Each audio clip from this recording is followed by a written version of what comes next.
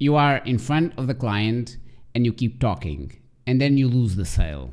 Hi, I'm Diogo Marques, your friend in sales. And in today's video, we're going to cover who needs to speak when delivering a sale.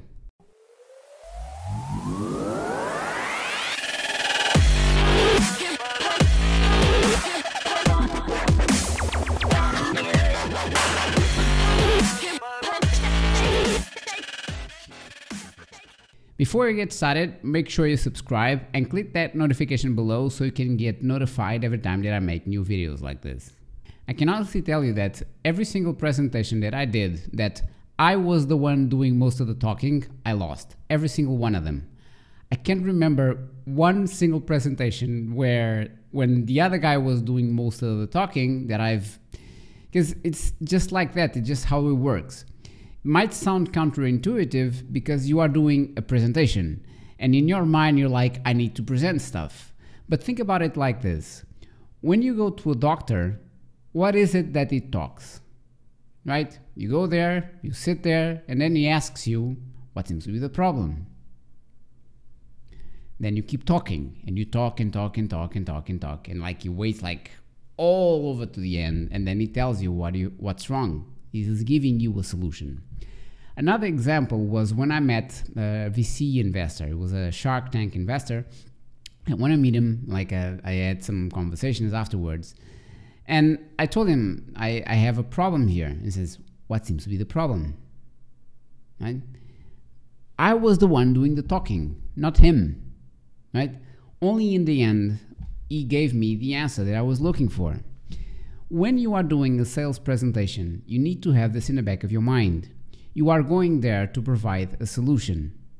The main difference, it's like when you go to a doctor, it's like he is the store, right? Like you are going there, you're going to the hospital. When you are doing a sales presentation, you are the store, right? You are the one going to meet the person, like the business owner or whatever the case might be. So when you get there, what you need to do is bite your fucking tongue. I'm serious about this. If you have this urge to talk, you just bite your tongue. You need to understand that your job is to make them talk, not you.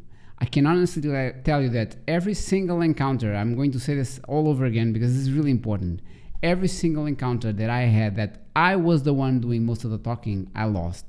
And when it was the other way around, right, they become weakest because they are telling you exactly where the problem is. You can study all the closers in the world. You can be the best closer that ever lived, but you won't be able to do it unless you know where the problem is. And in order for that to happen, he needs to be doing the talking.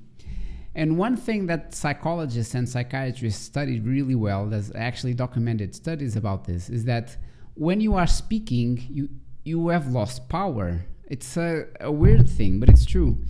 When you are doing the talking, the other person is not saying anything. You are conserving energy and your brain is analyzing micro expressions. Your brain is analyzing the other person. You can't do this when you're talking because you are thinking about the things that you are saying, right? So what you need to do is be in a position of power. You are presenting yourself, but you have to put things in a way that you put the other guy talking. And you do this by doing open-ended questions. Open-ended questions, it's like instead of yes or no answers, you have them say something like, why do you think that is? This is a good example of an open-ended question. Instead of saying something that involves him saying like yes or no, so let's say, do you have time? And he will say no, right? This is a closed-ended question. But if you say something like, why do you think that is? You need to deliver text, right?